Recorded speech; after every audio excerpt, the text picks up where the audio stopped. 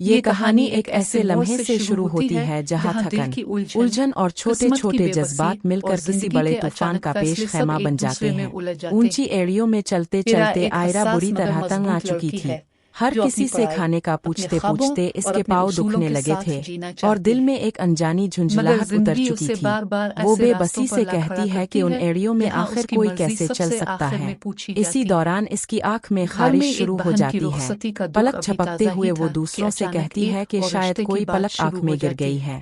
کوئی اسے بیٹھنے کا مشورہ دیتا ہے، کوئی کہتا ہے ایڑیاں اتار دو، مگر وہ الجھن میں ہوتی ہے کہ اتاریں تو کیسے۔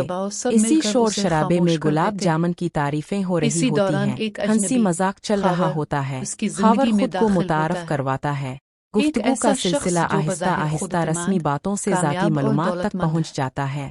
کوئی امریکہ میں رہنے کا ذکر کرتا ہے، کوئی بزنس اور کرپٹوں کی باتیں چھیڑ دیتا ہے۔ آئرہ کو یہ سب فضول لگتا ہے۔ وہ صاف لفظوں میں پوچھتی ہے کہ آخر یہ سب اسے کیوں بتایا جا رہا ہے۔ خاور ہنستے ہوئے کہتا ہے کہ شاید وہ بور ہو رہی تھی۔ باتوں باتوں میں وہ اس کی خوبصورتی کی تعریف کر بیٹھتا ہے اور یہ بھی کہہ دیتا ہے کہ اس کا بوائے فرینڈ بہت خوش قسمت ہوگا۔ آئرہ ٹھہرے ہوئے لہجے میں جواب دیتی ہے کہ اس کا کوئی بوائے فرینڈ نہیں۔ یہی ایک جملہ خاور کے لیے سب کچھ بن جاتا ہے۔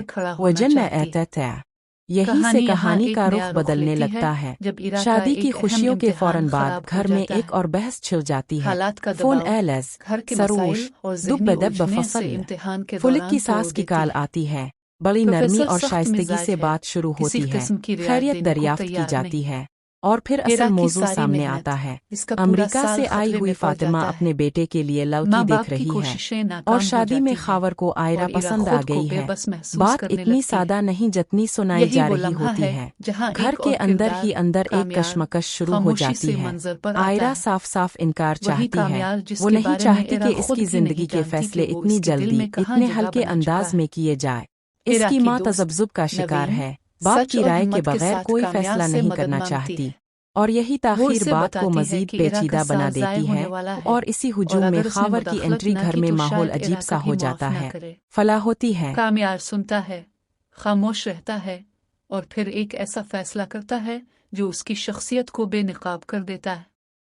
وہ مدد کرنے پر راضی ہو جاتا ہے، مگر ایک شرط کے ساتھ، ایرا کو اس بارے میں کچھ نہیں پتہ چلنا چاہیے۔ وہ نہیں چاہتا کہ ایرا اس کی زندگی